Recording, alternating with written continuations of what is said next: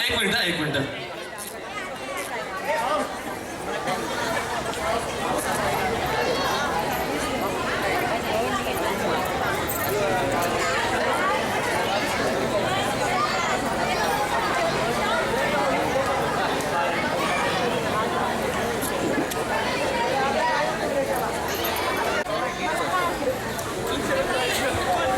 अरे यार शी यार बघा लवकर 12 वाजता माहिती का पण आलो यार आज कामावर शी यार बाई अरे हा तसं करा काय यार माझ्या पण गर्लफ्रेंडनी खूप डोकं खाल्लंय हे लाईट अरे अरे काय नाही यार अरे एकदम मजेत यार काय म्हणतो भाई काय म्हणतो तुझी आयटम कशी म्हणती यार भाई अरे लय भारी आहे त्याच एक्सपेक्ट झाला पाहिजे अरे यार लो डोकं दुखते यार हा चल आपल्या अड्ड्यावर जाऊया कट्ट्यावर बसू आपलं चल हा मग चला कट्ट्यावर बसू आपण एकदम मजेत यार ए अरे एकदम चालली एकच नंबर यार राव कडक रे रावस रे चला आपण त्या कट्ट्यावर जाऊ पैसाला पेलाच चला कट्टा मस्त आहे तुझा मस्त तिथे आईला एकदम खरंच कडक आहे रे ए चला आपण तिच्या मागावर जाऊ डायरेक्ट आज घेऊनच टाकूया मी जाऊ का हा चल चल नाही मी घेतो थांब नाही मी घेणार बरं ठीक आहे चल घेऊया चल आयटम रूट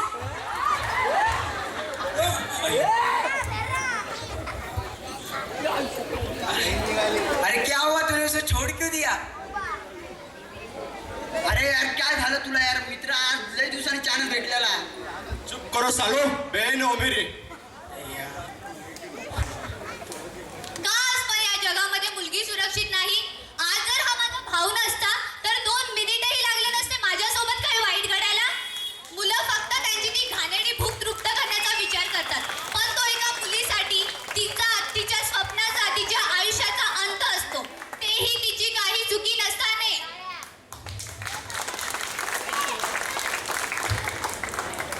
का मुलं असं का विचार करत नाही की ती कोणाची तरी मुलगी बहीण सून किंवा त्याची आईही असू शकते खूप स्वप्न मुलीचेही असतात ते स्वप्न 2 मिनिटात मारले जातात मी सर्व माझ्या मित्रांना हात जोडून नम्रविनंती करतो की खरंच मुलगी होणे ही खूप कठीण गोष्ट आहे आपण तिचं आयुष्य अजूनच कठीण करत आहोत अशा वाईट कृत्या मनात आणताना मुलांनी एकदा तरी विचार केला की या ठिकाणी आपली बहीण आई किंवा मावशी असती तर जरी आज माझी बहीण नसती तर माझी अजून आज खूप शर्मेची घाणेरडी गोष्ट घडली असती का प्रत्येक भावाला स्वतःची बहीण ही सेफ आणि दुसऱ्यांची बहीण तर करा तिचा रेप हा कुठला नाही आहे का प्रत्येक भावासाठी त्याची बहीणच सरळ असते आणि बाकींच्या मुलींकडे तो वाईट नजरेने बघतो का मुलं विसरतात की त्यालाही जन्म देणारी एक स्त्रीच असते मुलगी आज मुलाच्या खूप पुढे आहे तिला आम्हा मुलांबरोबर जुळू नका ती मुलांच्या खूप पुढे आहे मित्रांनो आपण सर्व मुलींसाठी काचेचे जग नव्हे तर आपण त्यांच्यासाठी सुरक्षेचे जग बनवू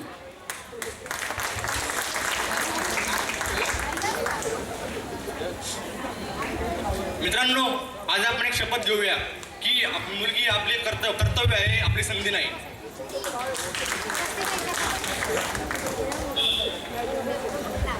तर बोला डॉक्टर बाबासाहेब आंबेडकरांचा जय भीम जय भीम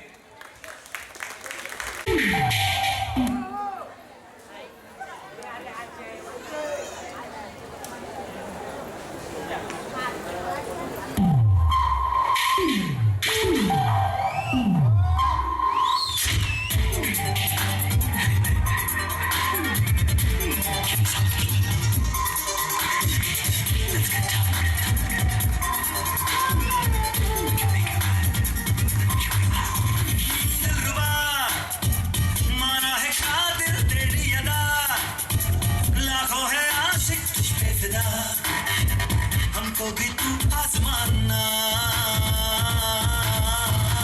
जान जा एक बार मेरी बाहों में आ तुझको सिखा दूं है प्यार क्या और क्या है दिल का लगाना मैं दीवाना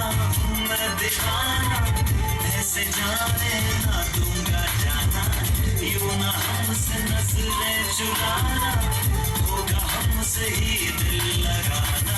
दिलरुबा माना है कादिर तेरी अदा, लाखों है आशिक तुझ पे फिदा, हमको भी तू आजमाना।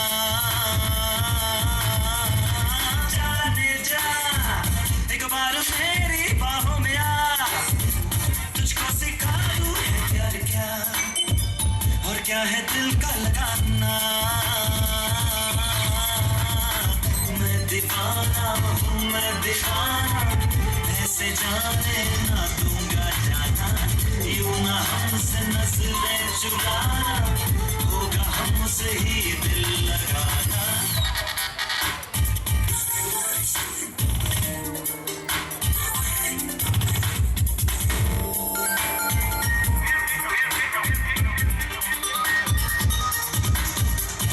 देना देना किसी ना किसी को है, मेरा साथ दे दे तू, खोना खोना कभी ना कभी तो है, ये दिल आज खो दे तू, इतना सा बस मुझ पे एहसान कर दे तू, अपनी जवानी मेरे नाम कर दे तू। देना देना किसी ना किसी को है, मेरा साथ दे दे तू, ये हंसी पल यूं न खोना, दूर मुझसे अब तो न होना, फासले आजा मिटा दे लग जा गले।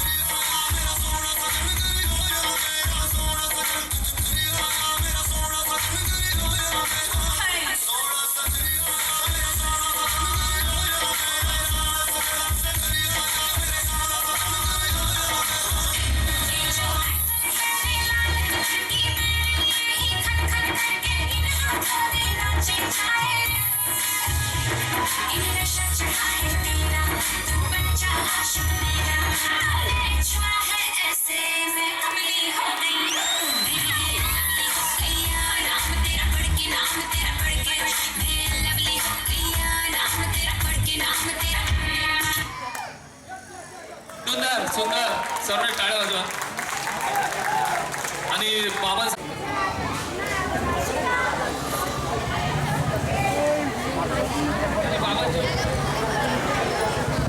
हॅलो बाबांचे दोन वाक्य मी सांगतो जरा लक्ष देऊन ऐका. बाबांचे 2 वाक्य आहेत. विश्वास ठेवल्याशिवाय ईश्वर दिसणार नाही ही त्यांची अट आहे. म्हणजे विश्वास ठेवल्याशिवाय ईश्वर दिसणार नाही ही त्यांची अट आहे. आणि बाबांचं असं म्हणणं होतं, ईश्वर दिसल्याशिवाय मी त्याच्यावर विश्वासच ठेवणार नाही. म्हणजे बाबांचं वाक्य हे खूप मोठं आहे. तरी आता मुलं आपल्याला सांगायला त्यांचे 2 शब्द बाबांबद्दल.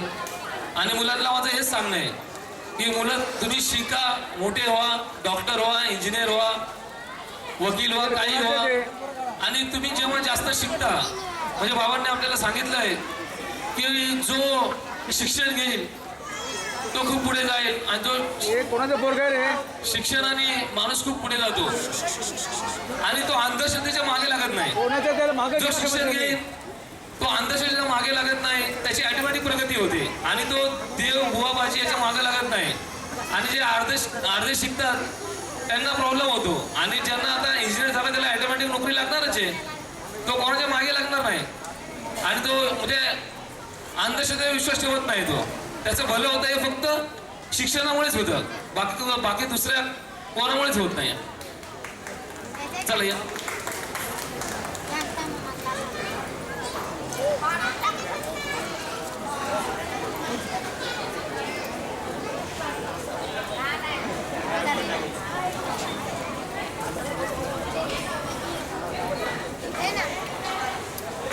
जय भीम मंडळी. जय भीम बोलल्यावर किती जोश येतो ना आपल्याला, पण तो तेवढा फुटत असतो. तेवढा पुस्तक जोश तर आपल्या बाबांनी दाखवला असता तर मागासवर्गीय जातींना एवढा मोकळा श्वास घेता आला असता का? नाही ना. एका जनावरांची तरी चांगली अवस्था आपल्यापेक्षा. आपल्या तुमकीसाठी आपल्या गळ्यात मडके सुद्धा अडकवले जात. त्यांची पूजा चालू असताना आपण बघितले तर आपले डोळे काढायचे. आपण काही ऐकले तर आपल्या कानात उकळते तेल टाकायचे. एवढेच नव्हे तर आपण काही बोलले तरी आपले जीभ कापायचे. हे फक्त आपण ऐकले आहेत, पण काही लोकांनी हे बघितले सुद्धा आहेत. धन्यवाद. जय भीम. घरी जा. घरी जा. हे सर्व आपल्या बाबांना बघवलं नाही. ते वर्गाबाहेर बसूनही ते सर्वांपेक्षा पुढे होते. ते परदेशी शिकले आणि तिकडेही ते सर्वांपेक्षा पुढे होते. परदेशी शिकले आणि तिकडेही ते सर्वांपेक्षा पुढे होते. म्हणून तर त्यांना भारतरत्न तर बोलतातच आणि माझ्या बाबांना विश्वरत्नही बोलतात. त्यांना बोललंच पाहिजे. ते परदेशातून परत येत होते इकडे समुद्रमार्गे. त्यांना पुस्तकांची एवढी आवड होती की त्यांनी जहाज भरून पुस्तक आणले होते.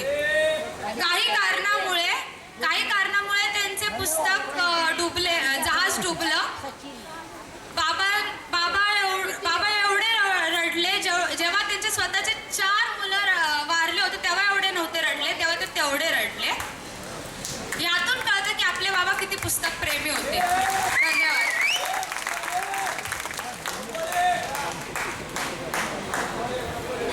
काही वर्षांपूर्वी कोलंबिया युनिव्हर्सिटीच्या एका उत्सवाचा भाग म्हणून विद्यार्थ्यांची यादी जग प्रसिद्ध केली. ही यादी होती त्या युनिव्हर्सिटीमध्ये शिक्षण घेतलेल्या आतापर्यंतचा सर्वात उत्कृष्ट 40 विद्यार्थ्यांची.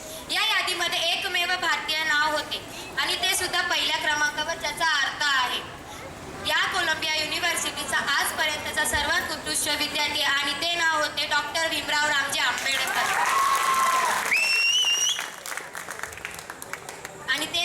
डॉक्टर भीमराव रामजी आंबेडकर. हा त्यांचा वैयक्तिक संबंध नाही, पण भारतीयांसाठी पण अभिमानाचा क्षण आहे, कारण त्यांच्या नावासमोर लिहिले होते इंडिया. आपले बाबा एवढे बुद्धिमान आणि मेहनती होते. त्यांची जर इच्छा असती तेही टाटा, बिर्ला, अंबानी यांसारखे श्रीमंत असते. त्यांची जर इच्छा असती तर त्यांनीही अमाप पैसा कमवून स्वतःसाठी सोन्याच्या विटांचे घर बांधले असते, पण त्यांनी असे केले नाही. ते आपल्या समाजासाठी लढले.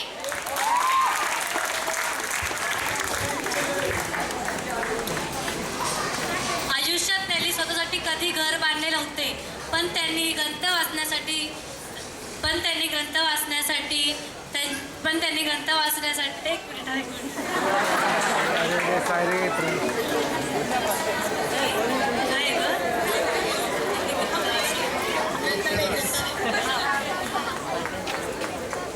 पण त्यांनी ग्रंथ वाचण्यासाठी सगळं मानले आणि दिल्लीच्या त्यांच्या निवासस्थानी या बंगल्यात 25,000पेक्षा जास्त ग्रंथ आणि त्यांच्या दिल्लीच्या निवासस्थानी 15,000पेक्षा जास्त संग्रह आणि घरे आहेत. हा?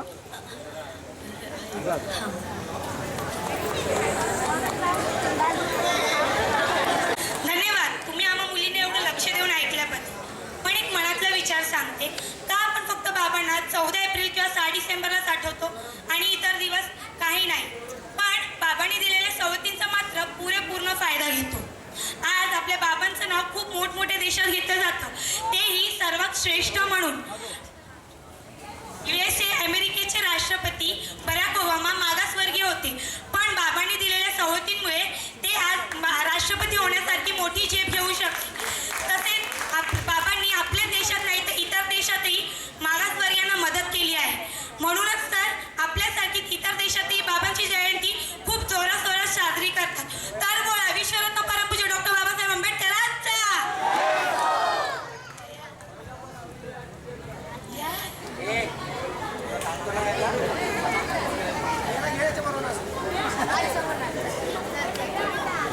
कल्पना